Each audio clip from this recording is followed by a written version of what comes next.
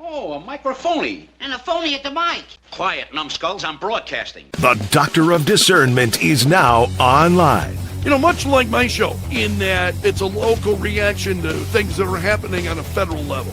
Dispensing a daily dose of common sense. No prescription required. Wow, do I have a boatload of stuff for you, from the crazy to the absurd. Let's start getting into it because, I mean, it is bizarro world out there. And I say, if it's obvious to me, it should be obvious to everybody. Oh, wow.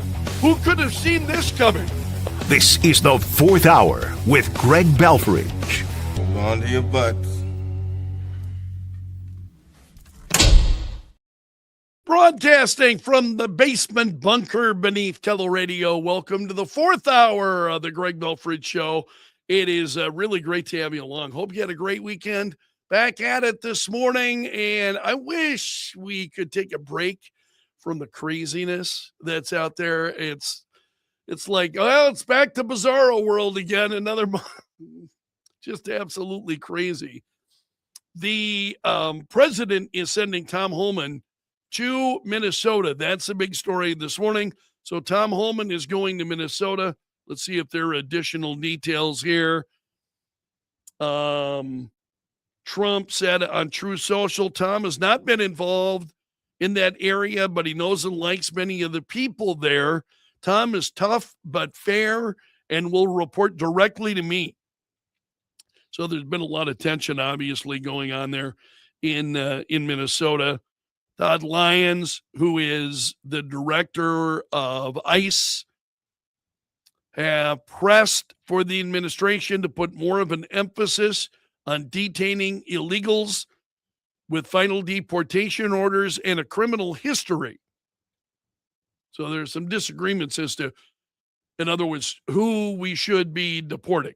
So those with final orders, should we be concentrating on those with final deportation orders, or should it be broader than that? So you had the death of Alex Preddy over the weekend. He was killed on Saturday, which just really is an incredibly unfortunate. And I honestly, I think we're just going to have to wait and see what happened. The president's made it very clear that investigation will occur, and that will occur. The federal government is involved in an investigation.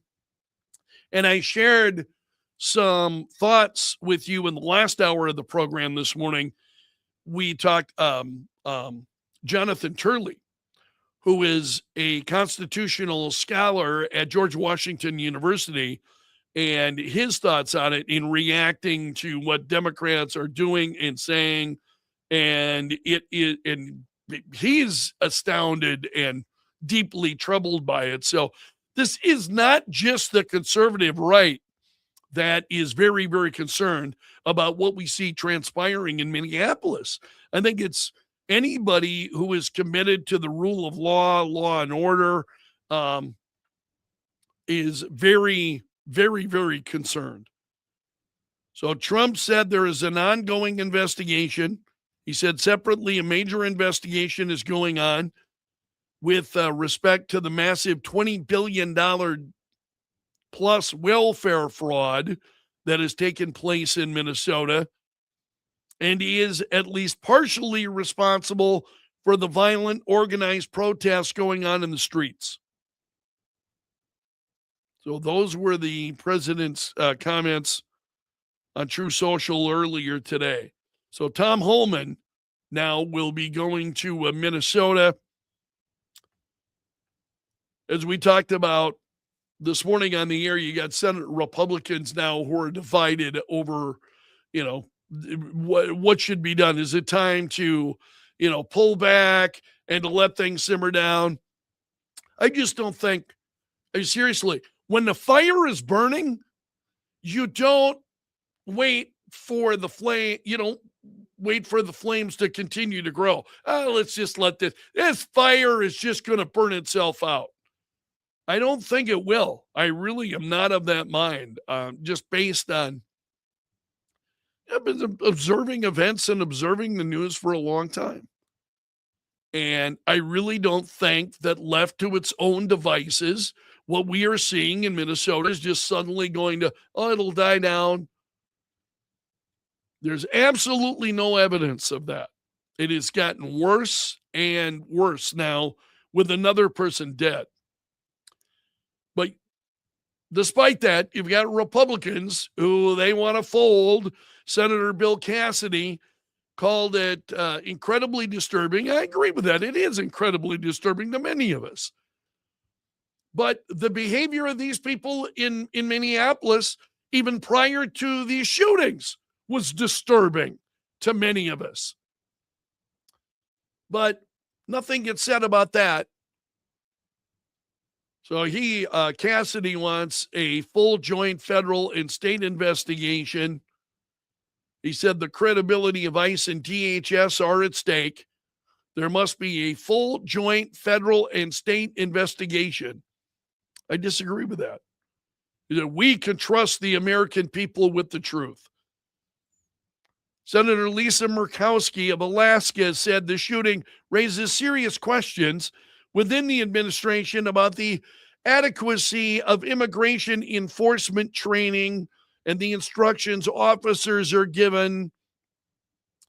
And this is what happens. I mean, when you allow things to become this bad, when you allow things to become as bad as they have become, they are not easily changed.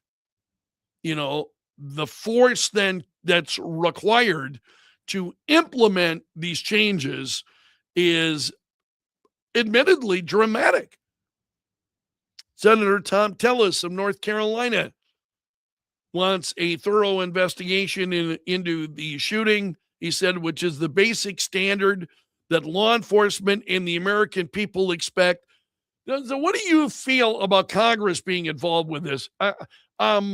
Obviously, there's got to be investigation into what transpired. I'm really not excited about members of Congress being involved in any way whatsoever. I really am not. Everything else they have touched, it just becomes a absolute train wreck. So, does there need to be an investigation? Yes, we've got to look into this. We've got to move forward. Are the politicians the ones who are going to get us there? I don't think so. I really don't believe it. So Kristi Noem said that Preddy had brandished a gun at federal officers, but the video footage didn't show that. He was holding his smartphone. So he was holding up a smartphone as he was approaching officers. He was recording them. He did not appear to draw his handgun. Murkowski wants an independent investigation of the shooting, urged Congress to hold hearings to conduct oversight of ICE. Yeah, that's going to make things a lot better. And this just goes on. This story is from the Hill, but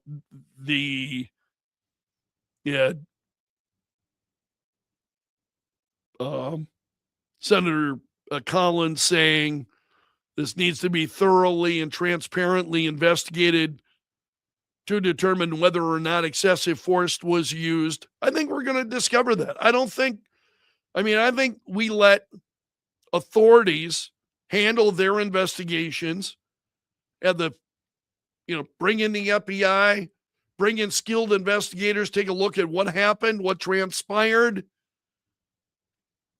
But you bring politics into this, and that's what you're going to get. Be more politics. So Democrats now will not allow any funding for the Department of Homeland Security to move forward. And that takes us then to a, hold on a second. Here we go. Calls to nuke the filibuster. Get a load of this. It's a story at American Greatness this morning. And I'll just read a portion of this for you. Senate Majority Leader John Thune facing increasing pressure to do away with the filibuster if Democrats seek to force a government shutdown over funding for the Department of Homeland Security. So that's what the Democrats have in mind. They want to force a shutdown over funding for DHS. And Democrats are all on board with this.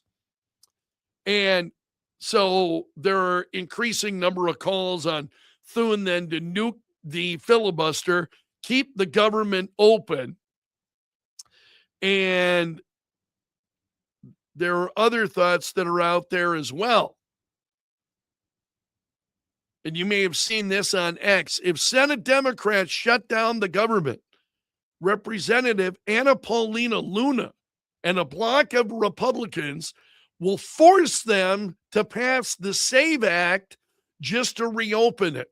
The SAVE Act, the Save American Voter Eligibility. Remember, I talked about it particularly last week. I talked about it several times during the fourth hour last week, the SAVE Act. So if Senate Democrats shut down the government, she is saying pass the SAVE Act, and then they'll have to pass that in order to reopen the federal government. And I love this. Luna explained that by tying the SAVE Act to any rules package that would prevent the Senate from stripping the SAVE Act, it would force them. If they choose to shut down the government, when they choose to reopen it, then they will have to choose to simultaneously vote on the SAVE Act. So I love this. This is the SAVE Act that takes aim at voter fraud. And, you know, it would require proof of citizenship then in order to be able to vote in federal elections. So if they tie that then to, if we wind up shutting down the government and go through all of this again, tying the SAVE Act into that, I think, is just beautiful. Absolutely beautiful. Interesting piece at the New York Post this morning. Bill Maher. And he, hold on, I want to come back to that. More on Bill Maher in a moment. Well, we're talking about the border, and we're talking about ICE and what we saw happen again over the weekend in Minneapolis. Fox News has a piece with and actually it was during Sunday Night in America with Trey Gowdy. And this is a former agent for ICE. And he told Trey Gowdy that refusing to cooperate with ICE, as we're seeing in Minnesota, the state of Minnesota, the city of Minneapolis, refusing to cooperate with ICE. This former ICE agent, Tim Miller is his name. He says this is a formula for disaster. And he said the scary part is that the police aren't with them. Without the police involved locally, it's a formula for disaster. And unfortunately, that's what we're seeing play out. And he said, talking about local then law enforcement standing there in partnership with federal law enforcement and them working together, and that it's important. And as far as this shooting over the weekend, he said, you know, you take a look at the law, what laws were broken, then you look at the facts, what are the facts, and you analyze all that, and then there's reasonable force, and then when is a gunplay involved? And he says, whenever guns are involved. So in other words, you had Alex Preddy and with a gun, and suddenly then deadly force becomes an option. And he says it has to be an option. When a gun is sighted, and, you know, if somebody's yelling gun, or we just don't know. But he says we've learned in very painful ways, including with the Renee Good shooting, The people who spout off their mouths early without full information are in a very precarious position and do great disservice to the ultimate cause of justice, he says. And he said, what I saw in this video, now he's talking about the shooting that occurred on Saturday. He said, what I saw in this video is, let's wait. But, it does appear in one video that a federal agent had a gun, we presume, although we don't know that it was Preddy's gun, was potentially disarmed before the shots were fired. And then that leaves a lot of important questions about why was he fired upon by other federal officers. So again, what he's saying is you got to take a wait and see attitude. And that's certainly, there are those, I think, for their own political reasons, they're trying to inflame folks. So they're doing everything they can to inflame what's going on. They want tension. They want those tensions inflamed. They want people getting into the face of federal law enforcement. And I think more reasonable people are saying, wait, okay, we don't know what happened. We've got to wait and see exactly what transpired. So let's wait. Let's see investigations. Let's let them play out before we just start arriving at, at conclusions that really may not be supported by any facts. And it's been pretty frustrating, I think, for many of us to watch those kinds of things unfold. There was one other piece I wanted to share with you this morning. Bill Maher saying the Democrats need to tell celebrities to shut the F up. He's saying that celebrities are not doing the party any favors. Bill Maher, who's a Democrat, very proud Democrat, also very much at odds with a lot of Democrats today. And he's talking about Hollywood. Hollywood is sort of the epicenter of the woke left. I don't think they're doing the Democratic Party any favors. I think if the Democrats want to win elections in the future, job one, tell the celebrities to just shut the F up. You're not helping. You don't strike people in most of the country as sensible or in touch with reality. See, now, when Bill Maher says these kinds of things, I think he's absolutely right. What is he talking about? People in most of the country on Main Street, right? I'm talking all the time about folks on Main Street and what's the view on Main Street. And Maher gets it, that kind of woke stuff just does not resonate with folks on Main Street. So, and then I don't want to get too much. This is a story at the New York Post, and a lot of this is, but he talked about Joe Rogan and the fact that Joe Rogan was excluded. He was not included. I think there was the Globe's decision, then they did not include Joe Rogan in a podcast category. Joe Rogan is the country's premier podcaster. How do you not include him in the category? But Rogan is somebody he's very much his own guy. There are times I listen to Joe Rogan and I totally agree with him. I think he's absolutely spot on. Other times I listen to him and I'm like, first of all, I not only don't agree with you, I'm not even sure I follow your reasoning as to how you're arriving at that point of view. So he's somebody I can agree with or disagree with, but I appreciate that, he's got an incredible following. He covers a lot of issues, I think, brings them to the forefront in American discussion like nobody else in the country. Joe Rogan does. How do you not include him when it comes to podcasters? That, to me, is mind-blowing. And Maher says the same thing. He said it was typical and predictable and also ridiculous that Joe Rogan wouldn't be nominated in a category that he dominated, or that he dominates. Totally agree. So it's an interesting story, these most recent comments from Bill Maher at you'll find those at the New York Post. Hey, I'm only a couple of people away. I'm like 2 people short of hitting 550 followers at YouTube. So if you're watching on YouTube, you're not a subscriber to the Greg Belfrage Show, please hit the subscribe button.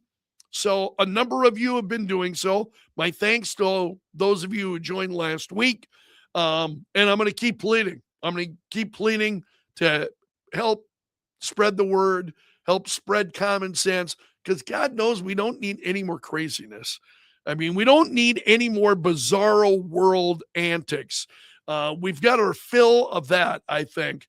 So help those of us who are really trying to. I know you and I are not going to agree on everything, but those of us who are at least making an honest effort to have honest discussion, please help by hitting the subscribe button on YouTube. Makes a big difference. All right, you have made it to the end of the video, so you are part of my gallery of champions. That's what I call you. Also, a special salute for the Bunker Brigade. That's the usual crew on YouTube that are here each and every day sharing their thoughts, and I appreciate all of you. So until tomorrow, my friend, I'm underground and gone.